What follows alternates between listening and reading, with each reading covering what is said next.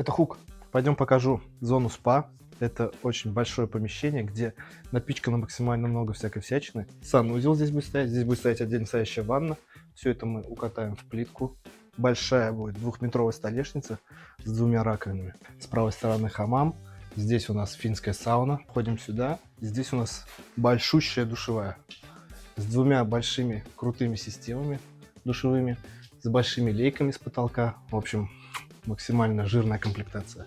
Сейчас прошел этап монтажа инженерной сантехники. Все смесители выставлены, все уже опрессовано. Можем приступить к зашивке стен и подготовке основания под укладку плитки. Сделаем гидроизоляцию, подготовим душевые лотки и будем приступать к укладке. Здесь будет три формата: 1,20 на 60 м, 1 на метр и, по-моему, 1,20 на 1,20 м.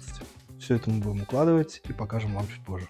Ну и, конечно же, для наилучшего результата мы будем использовать клей от компании Cementum класса C2TE.